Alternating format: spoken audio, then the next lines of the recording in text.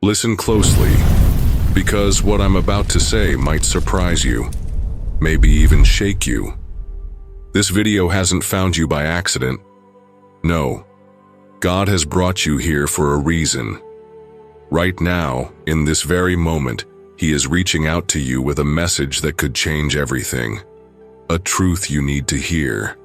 Have you ever looked up at the sky on a quiet night, feeling the weight of the world pressing down on you, and whispered, "God, why? Why does suffering exist if God is real? If He is good? If He loves us?" It's the question that lingers in the back of our minds when the diagnosis comes, when the betrayal stings, when the grief is too heavy to bear. It's the question we wrestle with when we see innocent people suffering, when tragedy strikes without warning, when prayers seem to echo back with silence. But maybe, just maybe, we're asking the wrong question. Instead of asking, why does God allow suffering? What if we asked, what if suffering has a purpose? Before we dive into this eye-opening journey, take a moment to like this video, subscribe to the channel, and declare your trust in God by commenting, "Lord, I choose to trust you." This small act isn't just engagement, it's a declaration of faith. And if you're truly seeking answers, stay with me till the end, because what we uncover might completely shift the way you see suffering. Let me tell you a story. There was a man named Daniel. Not the Daniel from the Bible, but a man like you and me. He was a husband, a father, and someone who had believed in God his whole life. But then, everything collapsed.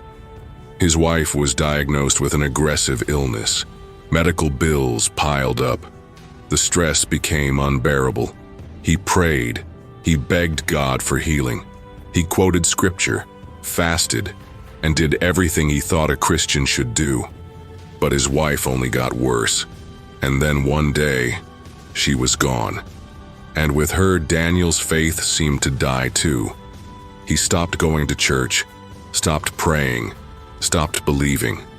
Because how could a loving God allow this? How could God watch his wife suffer and do nothing?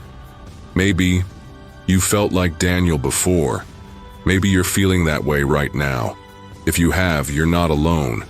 In fact, some of the greatest minds in history have wrestled with this question, including C.S. Lewis. He was once an atheist, convinced that a world filled with pain meant God couldn't exist. But later he would write, "Pain insists upon being attended to. God whispers to us in our pleasures, speaks in our conscience, but shouts in our pains. It is his megaphone to rouse a deaf world."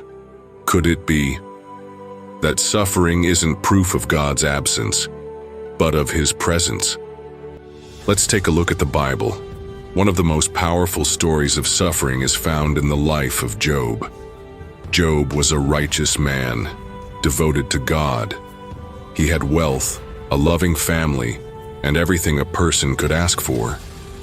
But in a single wave of tragedy, he lost it all: his children, his health, his home.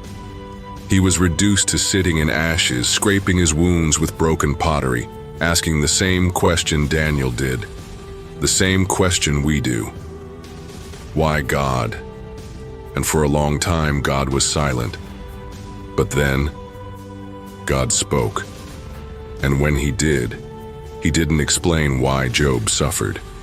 He didn't lay out a reason for every painful moment. Instead, he reminded Job of who he is. "Where were you when I laid the earth's foundation?" he asks. "Have you ever given orders to the morning or shown the dawn its place?" God's answer wasn't about explaining suffering. It was about trusting him through it. And here's something we need to remember. The presence of suffering does not mean the absence of love. Think about Jesus, the Son of God, who had the power to heal the sick, calm the storm, and even raise the dead, chose to suffer. He wept. He felt sorrow so deep that he sweat drops of blood. He was betrayed, beaten, mocked, and crucified. Why? Because love often means walking through suffering, not avoiding it. And maybe, just maybe, God allows suffering in our lives not to break us, but to remake us. Not to destroy us, but to draw us closer. But that's not easy to accept, is it? Because when you're in the middle of it, when the pain is fresh, when the loss is real, none of it feels like love. And if that's where you are right now, I want you to do something. Drop a comment below. Let us know if you've ever asked God why, because you're not alone in this. And sometimes, just admitting our struggles is the first step toward healing. And Daniel? His story didn't end in the ashes of his grief. But what happened next might surprise you. For months he lived in the silence of his loss. He avoided his friends, ignored his Bible, and let his anger at God fester like an open wound. He couldn't understand how a loving God could allow so much pain. Then one evening he found himself at his wife's favorite spot, a quiet bench near the lake.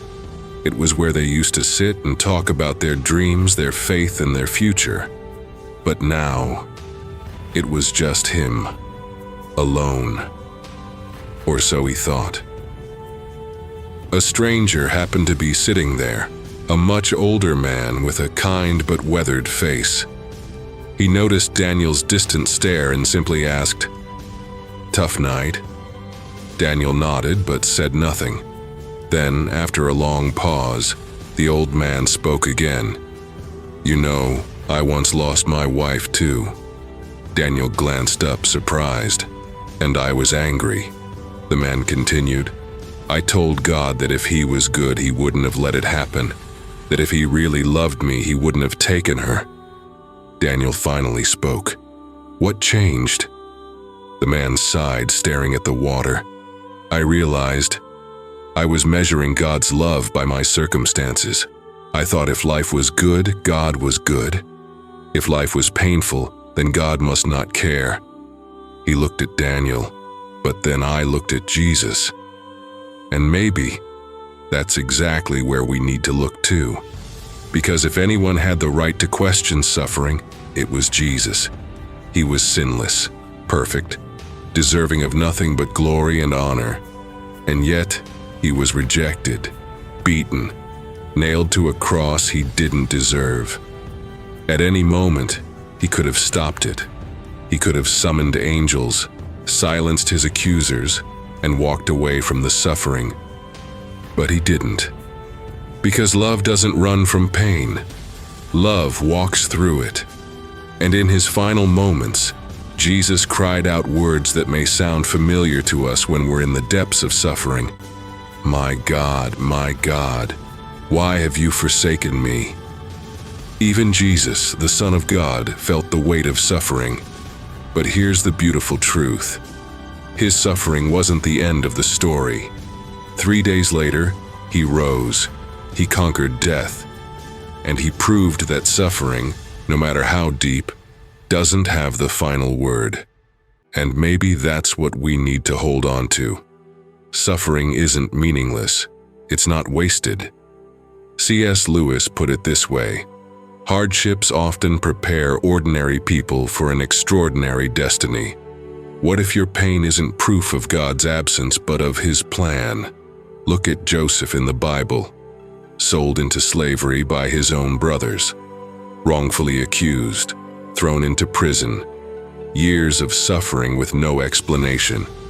But in the end, he was placed in a position to save an entire nation. Or look at Paul, imprisoned, beaten, shipwrecked, and yet his suffering led to letters that would become the very foundation of our faith.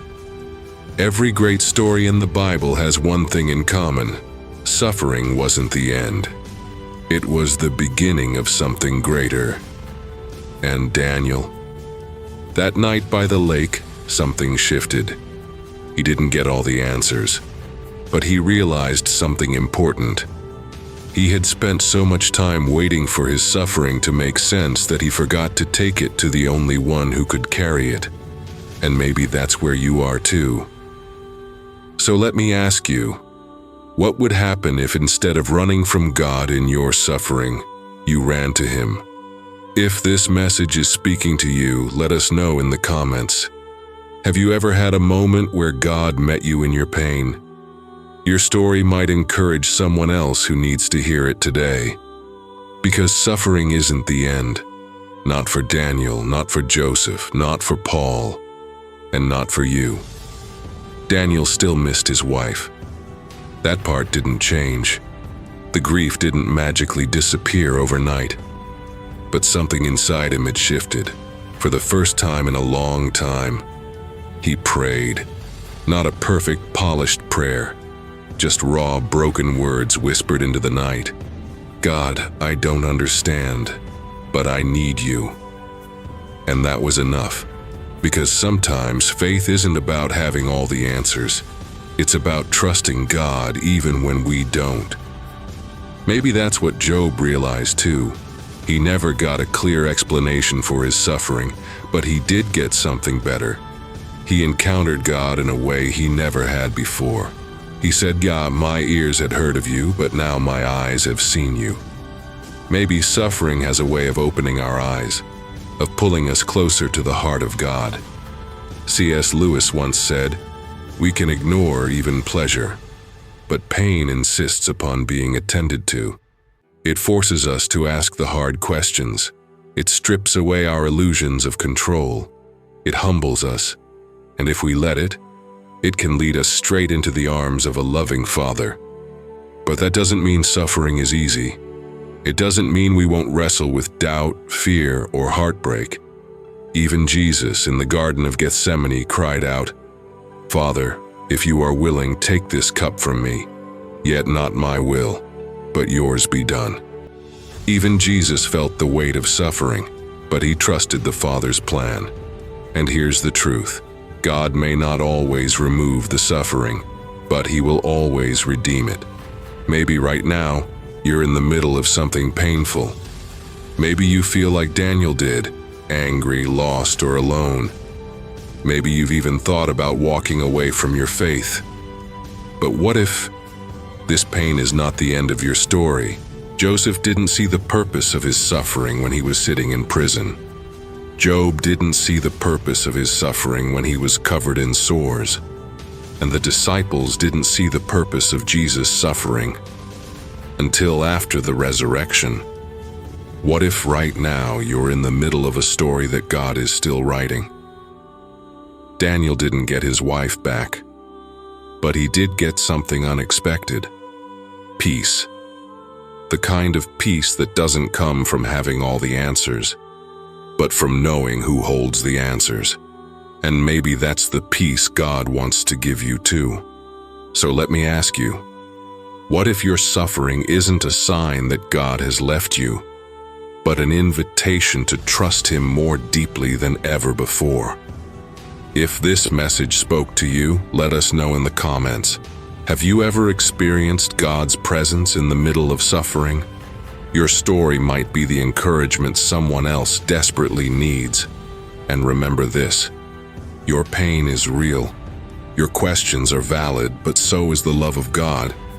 And that love never fails.